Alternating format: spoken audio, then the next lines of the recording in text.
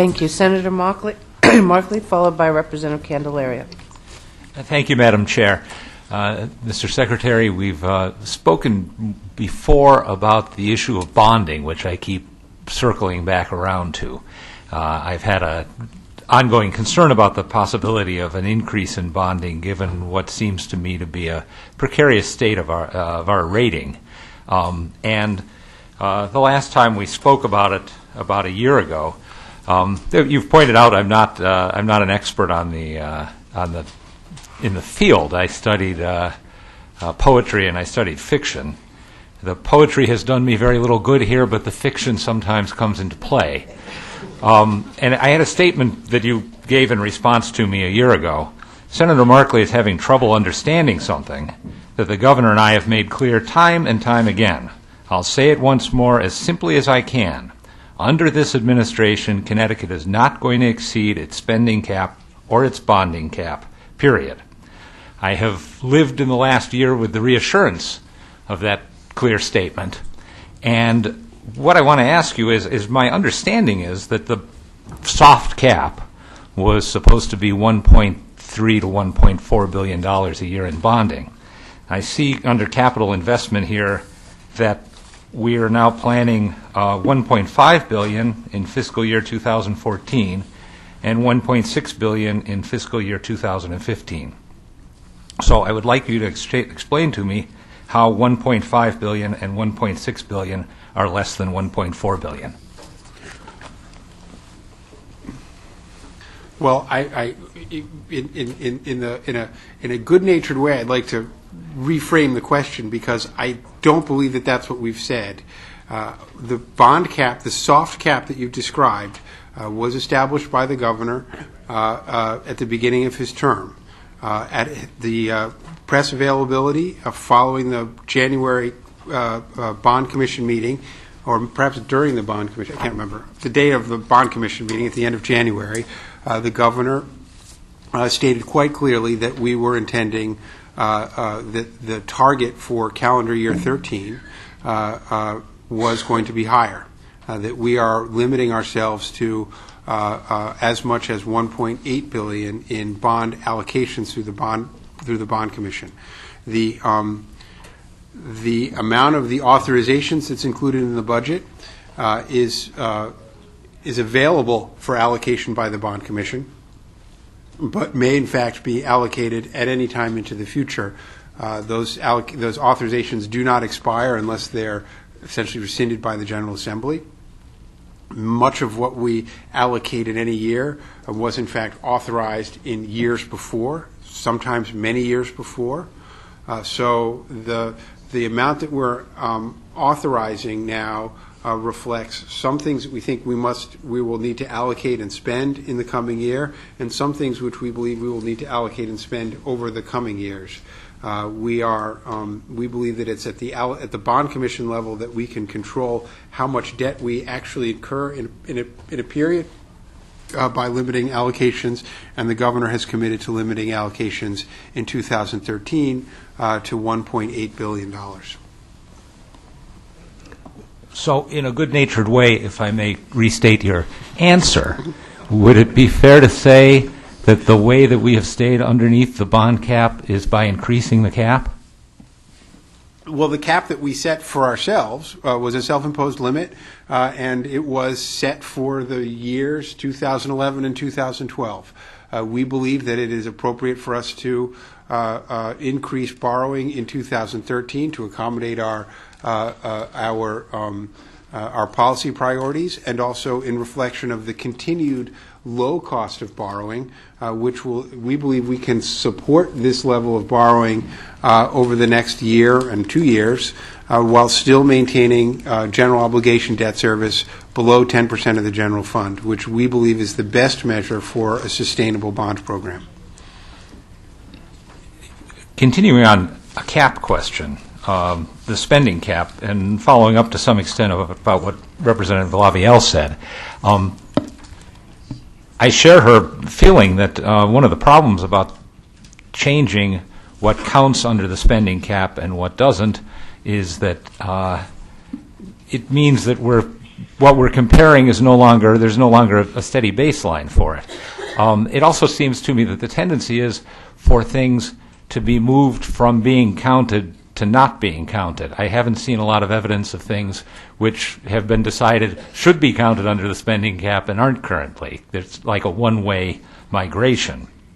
But I would ask about a couple of the changes, particularly. It says the first definitional change would exempt first-year appropriations for any federal program in which the state participates and receives 100% federal reimbursement. Amounts appropriated in subsequent years would not be considered exempt from the cap. Why do we make this distinction now, this new distinction between first year and subsequent year spending under the spending cap? First of all, the cap has never been adjusted. The rules have never been changed since it was put in place in 1991. Well, since the constitutional cap was added in 1991, the statute has never been adjusted by the General Assembly. So the one-way street is a very short street at this point, having never been traveled. The difference, the reason that we only counted in the first year is that the historic interpretation of the spending cap law is that those exempt expenditures become part of the base in calculating future year spending cap, and so there's only a practical need to exempt them for 1 year, and then they are treated as part of the base in subsequent years. So if we have a new $100 exempt program, it is not counted in the first year, but that $100 is counted in the second year, and so the cap will allow it to grow at the rate of inflation or the rate of income growth. Let me ask you a second one on that cap. There's the gap exemption is a one-time exemption of $85 million associated with gap implementation. Is that, again, why is it a one-time exemption? Is it because it's a one-time payment? There is a history of adjustments to what they refer to as base adjustments when the accounting basis changes. So, for instance, there have been some other examples. Yes, there's an example. Uncompensated care payments we changed how we accounted for uncompensated care in the 90s. It was moved off budget. There was a cap adjustment reflecting the change in the accounting for that source of funds. So when we make a change in the accounting basis that underlies the budget, there are typically technical adjustments made to the base to reflect that. I think that is the underlying purpose for the adjustment to gap in the spending cap calculation. Thank you. Is my understanding that there will have to be statutory changes in order to accommodate some of these adjustments in what's counted under the cap? Yes, the two changes that we're recommending, having to do with pensions and having to do with 100% funded programs, would require statute and would require 3/5 majority in order they may require 3/5 majority. I'm not an attorney and don't wish to opine with certainty about that. I'd love for you to opine with certainty on that, but that's fine. I'm sure you have your own legal stand to do that. Let me ask you about something the governor said in his speech yesterday about repayments of bonding. If we had taken that other road, we would have saddled our children with a $4.5 billion pension payment in the year 2032, a payment that simply would not have been possible. We didn't let that happen. I wasn't aware that we were in such danger, but I was relieved to find out that we had avoided it. But I'm looking at what I was provided by fiscal analysis.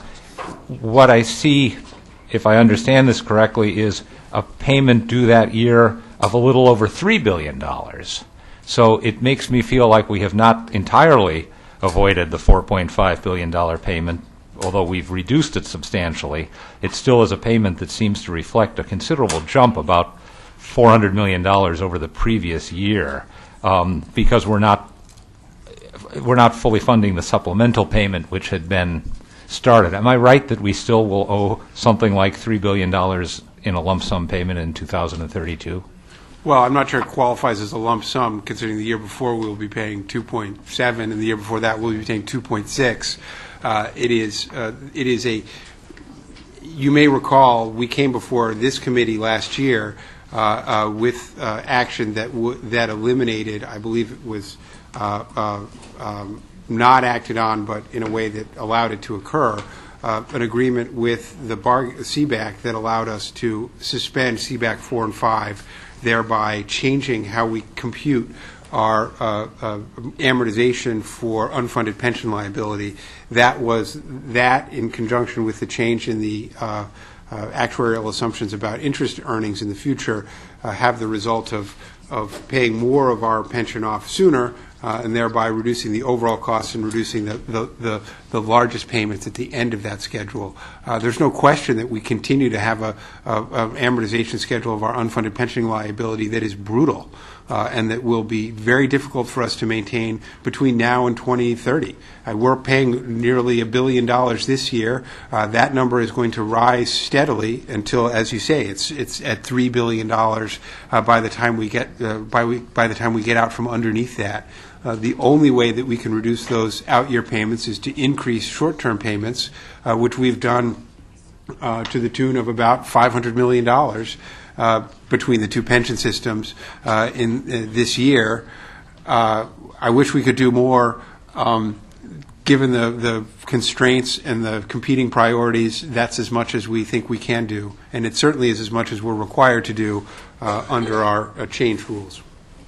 I believe you and the governor both have been doing the best you can on that. I think that his representation of the bullet we dodged, I think we're still going to get hit with it pretty solidly.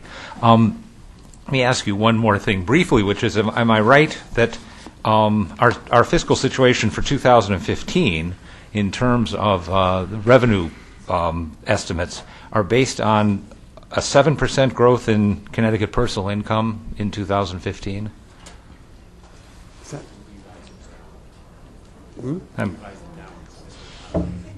Yeah, those that we have since revised that number down.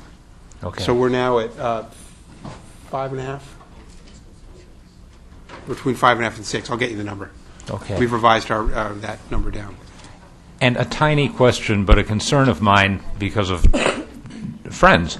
I see that you have put in the budget the elimination of the Centers for Independent Living. It's a little over $500,000 a year. Is there a particular rationale for getting rid of that program? Independent funding, federal funding. Yeah, most of their funding comes from the federal government, and so we elected, in the scheme of a whole series of difficult decisions, that they would be able to survive on federal funding alone. Thank you sincerely for your hard work on this and for your honest answers, Mr. Secretary. Thank you, Madam Chair. Thank you. Thank you.